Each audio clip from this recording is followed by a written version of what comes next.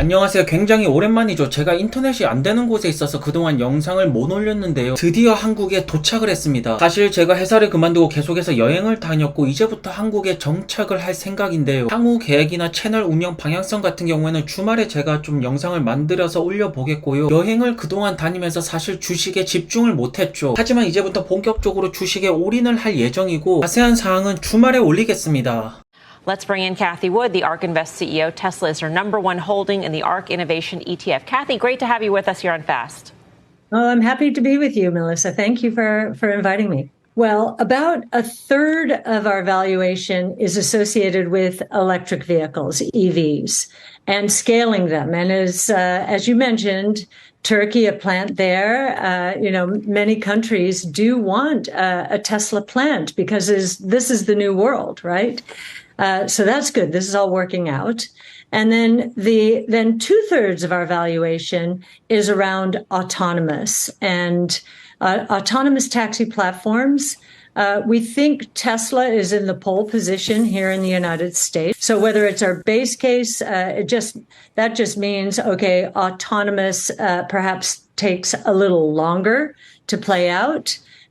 Or the bull case, it happens much more quickly. 우선 캐시우드 누나 같은 경우에는 계속해서 테슬라 안 사면 기회를 놓쳐버린다라고 하는데요. 많은 분들께서 지금 AI에 엄청난 관심이 쏠리고 있고 거기서 최대 기회, 최대 수익을 낼 수 있는 기업이 테슬라라고 말하고 있죠. 어느 섹터를 보더라도 승자 독식은 당연한 결과인데요. 지금 캐시우드를 비롯해서 테슬라를 불리시로 보는 모든 분들이 전기차만을 바라보면서 테슬라의 높은 목표 주가를 부르는 것이 아니잖아요. 테슬라 $2,000 목표 주가를 내세우는 핵심은 마진 구조인데 자율주행 사업이 제대로 돌아가면서 마진이 엄청나게 대폭 상승을 하면서 테슬라의 밸류에이션 자체를 완전히 바꿀 거라는 점인데요. 그만큼 이 테슬라 AI에 대한 기대치가 엄청나게 높은 것은 사실이고요. 거기에다가 유럽 차량 판매 1월부터 8월까지 보시면 전년도 대비 판매 성장률이 가장 높게 나오는 기업이 테슬라이고요. 여기 보이시는 차트 같은 경우는 내연기관차 판매도 포함이 되기 때문에 폭스바겐, 토요타가 1등, 2등을 차지하고 있는데요. 하지만 전년도 대비 성장률을 본다라면 20%, 10% 밖에 안 되죠. 그만큼 성장률만큼은 테슬라가 엄청나게 치고 나가고 있고요. 지금 전 세계 6개의 기가 팩토리를 돌리고 있고 멕시코에는 7번째 공장을 짓고 있으면서 수많은 국가들의 수장들이 테슬라의 기가 팩토리를 현재 원하고 있죠. 확실하게 테슬라 생산 대폭발은 일어나고 있는 것이 사실이고요. 거기에다가 내연기관차 기업들은 노조라는 리스크가 있는데요. 노조에서는 주 4일만 일하고 월급을 더 올려줘라고 말하고 있고 이렇게 되면 인건비에서도 손해를 보고 전기차 판매에서도 손해를 보면서 내연기관차 비중은 점차 줄어들고 있죠. 결국 파멸의 길로 가고 있는 것인데요. 확실하게 미래 제조업을 본다라면 노동자를 줄여나가는 비즈니스 구조를 만든 기업이 최종 승자가 될 것인데요. 그 스트럭처를 현재 테슬라가 가지고 있잖아요. 노동자를 점차 줄여나가는 기업이 결국 승리를 할 수가 있고요. 그런데 테슬라는 노조가 없죠. 그리고 생산 구조도 그야말로 모든 기업들 통틀어서 최소화시키고 있는데요. 현재 테슬라만큼 전기차 생산을 효율적으로 잘하는 기업이 없죠. 그렇기 때문에 이번에 노조 파업 같은 경우에는 테슬라가 최종 승리자라는 것을 확실하게 보여주는 뉴스가 될 것이고요. 그리고 일론 형이 사우디 공장 소식에 대해서 아니라고 말씀을 하시는데요. 사우디 같은 경우에는 루시드에 올인을 한 만큼 일론 형께서도 사우디는 안 들어가지 않을까. 확실하게 잘 팔리는 차에서는 은행에서도 디스카운트를 팍팍 걸어주고 있고요. 현재 테슬라가 아닌 다른 기업들은 방대한 데이터가 없기 때문에 결국 자체 칩을 개발하고 라이다를 장착할 수밖에 없죠. 결국 소비자들에게 외면을 받지 않으려면 매력적인 구매 옵션이 될 수 있는 자율주행은 당연하게도 돼야 되는 것이고 100%가 아니더라도 주행에 도움이 될 수가 있는 소프트웨어는 반드시 필요한데요. 테슬라가 아닌 기업들은 이렇게 라이다를 쓰면서 이런 방식으로라도 살아남아야지 결국에는 전기차 섹터에서 어느 정도 파일을 가져가지 않겠습니까? 그리고 바클레이에서는 AI 열차 아직까지 늦지 않았다라고 말하고 있죠. 아직 AI 제대로 시작도 안 했고요. 테슬라 자율주행 로보택시 출시가 된 것이 아니죠. 그렇기 때문에 지금 투자 시점은 굉장히 늦지 않았다라고 볼 수가 있는데요. 최근에 $250를 계속해서 지켜내고 있는 테슬라. 올해 연말에 사이버 트럭이 출시가 된다라면 지금 예약 판매 대수 200만 대 워낙 인기가 많기 때문에 주가에 당연히 순풍이 불어올 것이고 것이고 북미 시장에서 픽업 트럭 인기가 장난이 아니죠. 하지만 결국 정고점을 뚫어내고 많은 주주분들을 기쁘게 할 엄청난 주가 상승은 AI에서 나올 수밖에 없다고요. 왜냐면 앞으로의 시대는 AI가 확실하고요. 그렇기 때문에 우리는 테슬라를 계속해서 주목해볼 가치가 충분하겠죠. 벤 아이브 형께서도 AI 빅테크 투자 아직까지 늦지 않았다라고 말하고 있는데요. 사실 데이터 AI 기업들은 굉장히 많지만 제가 주목해서 보는 기업은 팔란티어인데요. 최근에 팔란티어 주가의 흐름은 14달러에서 15달러 여기 사이에서 계속해서 지켜내고 있는데요. 팔란티어의 주가가 계속해서 15달러 유지선을 지켜내는 핵심적인 이유들은 현재 나와 있는 상태죠. 보시는 것처럼 계약은 꾸준하게 나오고 있고요. 고객 상승 플러스 계약 추가가 계속해서 나온다라는 뜻은 정말로 S&P 500 편입에 점차 가까워지고 있다라는 뜻인데요. 그 중에서도 팔란티어 투자의 핵심은 역시나 수익권으로 들어갔다라는 점이고 팔란티어 불리시한 분들은 18달러에서 20달러 사이의 목표 주가를 현재 제시하고 있는데요. EPS가 플러스로 나온 이상 흑자로 나온 이상 투자에 대한 근거는 이미 나왔다라고 볼 수가 있고요. 월가 역시나 팔란티어는 현재 성공의 길로 가고 있다라고 하는데요. 언제나 투자의 기본은 흑자 전환이 된 기업은 많은 분들에게 기회가 될 수가 있고요. 이 숫자가 꺾이지 않는 몇 분기만 더 증명을 해낸다라면 팔란티어는 충분히 더 큰 성장을 보여줄 수가 있는데요. 물론 데이터 기업에 투자를 한다라면 팔란티어 외에도 다른 기업도 있겠지만 팔란티어가 확실하게 우량주 대비 시가총액이 굉장히 적은 편이고요. 그렇다면 상방 역시나 굉장히 크다라는 뜻인데요. 그 중에서도 핵심은 데이터는 모든 섹터로 침투가 가능하고 AI 테마가 본격적으로 활성화된다라면 기업종 매출 역시나 우리가 크게 기대를 할 수가 있는데요. 하지만 무엇보다도 확실한 투자 이유는 수익권으로 들어섰고 재무제표가 현재 굉장히 강렬하다라는 점이 팔란티어의 투자 매력도가 올라가는 상승 포인트가 아닐까요? 하지만 여전히 정확한 타이밍을 위해서 기다리시는 분들도 계신데요. AI 포텐셜에 대한 확신만 있다라면 앞으로 나스닥을 책임질 테마는 AI가 될 거라는 확신이 있고요. 그렇다면 타이밍을 기다릴 이유도 없겠죠. 그리고 현재 최저점을 기록하고 있는 루시드 과연 매수 버튼을 눌러야 될까요? 아니면 매도 버튼을 눌러야 될까요? 차트 같은 경우에는 바닥의 끝으로 가고 있는데요. 하지만 지금 바닥을 기는 루시드의 차트에 대한 근본적인 이유는 현재 나와 있는 상태죠. 이유가 없이 떨어진 것이 아닌데요. 루시드 7월달에 등록 대수가 348대, 미국의 오토모티브 뉴스에 따르면 루시드가 올해 한 달 평균에 468대를 팔았다라고 하는데요. 현재 한 달에 300에서 400대 가량의 판매량이 나오고 있으니까 당연하게도 차트는 저 밑으로 떨어질 수밖에 없죠. 현재 한 달에 800대 가량의 판매량은 나와야지 올해 목표치 10,000대를 달성할 수가 있는데요. 최근에 제가 루시드를 조금 비판적으로 말하면서 많은 분들이 그것에 대해서 굉장히 싫어하시는 분들도 계시는데요. 투자자분들이라면 객관적인 숫자를 사실적으로 보실 줄 아셔야겠죠. 리비안은 7월달에 2,750대를 팔았고 리비안 차량이 싼 게 아니에요. 8만에서 9만 달러 1억에 육박하는 고가의 차량이고요. 빔페스트는 19대, 피스커는 30대. 하지만 빔페스트는 베트남 자국 시장에서 어느 정도의 판매량이 나오고 있고요. CD의 판매량이 잘 나왔으면 지금처럼 5달러대에 당연히 머물지 않고 있겠죠. 그렇다면 루시드가 좋을까요? 벤츠가 좋을까요? 누군가는 기술력이 뛰어난 루시드가 좋다라고 말씀을 하실 것이고 벤츠의 엠블럼을 좋아하시는 분들은 벤츠가 더 좋다라고 말씀을 하실 수가 있는데요. 하지만 투자자분들의 입장에서는 판매 대수가 잘 나오고 수익 구조가 잘 나오는 차량이 더 좋은 차량이 되는 것이고요. 이 객관적인 사실을 무시하고 그냥 좋다